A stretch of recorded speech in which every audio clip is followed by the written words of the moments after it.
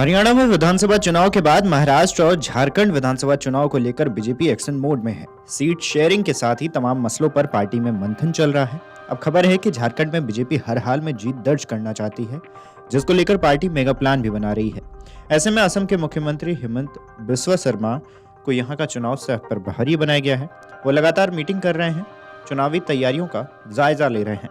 चुनाव को लेकर और सीट शेयरिंग पर सोमवार को उन्होंने बताया कि 2-3 दिनों के अंदर भारतीय जनता पार्टी अपने उम्मीदवारों की सूची जारी कर देगी। हेमंत बिस्वा शर्मा ने कहा है कि 2-3 दिन में पार्टी उम्मीदवारों की सूची जारी कर देगी। एनडीए गठबंधन के तहत आजसू पार्टी के साथ 10 सीटों पर सहमति बनी है। संभावना है कि सीटों की संख्या में एक सीट का इजाफा भी हो सकता है या फिर एक सीट कम भी हो सकती है। असम के सीएम ने यह साफ कर दिया है कि पार्टी की ओर से पहली सूची लगभग तैयार हो गई है। क्या कुछ बोला है सीएम ने, आप भी सुनिए।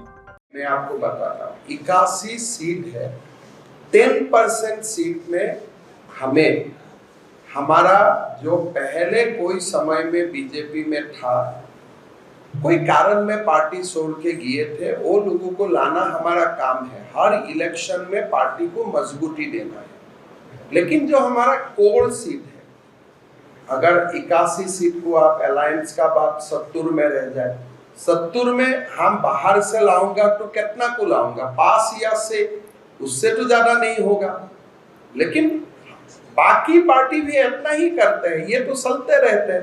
कांग्रेस तो चुनाव का अंत 2 बजे चुनाव होगा, 1 बजे 55 मिनट में हरियाणा में अशोक टावर को ज्वाइन करवा लिया था। तो लेकिन हमारा काम इतना नहीं है। हम जानता हूँ कहाँ किसको लोगों को लाना है, उधर ही हम लोगों को लाता हूँ। जहाँ जरूरत नहीं है वहाँ हम लोगों को नहीं लाता। बाकी जो सीट है कल या परसों तक इंतजार कर लीजिए। लेकिन आशु का साथ बड़ा अच्छा से बातचीत हुआ है, कहीं भी कटाक्ष नहीं है। एक सीट के लिए कुछ समस्या है, वो हम लोग सुलझा लूंगा कल तक। नाम बोलना ठीक नहीं होगा, लेकिन एक सीट के लिए कुछ समस्या ही है। वो सीट का बातें हम सुलझा लेता हूँ कल। या तो बीजेपी थोड़ा बैक होगा या तो आशु बैक होगा, जो होगा।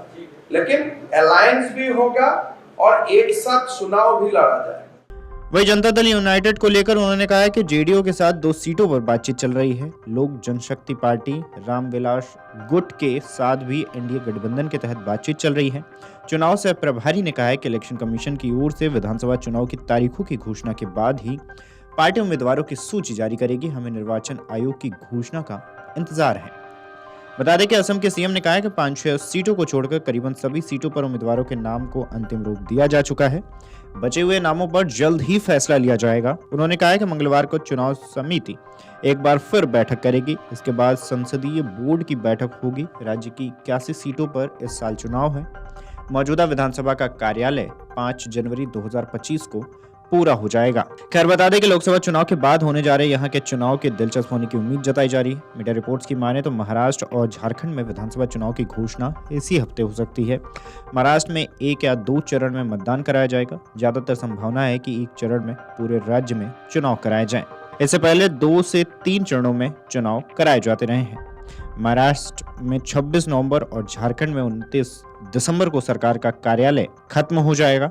हर बार आयोग सरकार के कार्यालय खत्म होने के 35 दिन के पहले आचार संहिता लागू करती है। यही कारण है कि चुनाव के ऐलान को लेकर राजनीतिक हलकों में अटकलें लगाई जाने लगी हैं।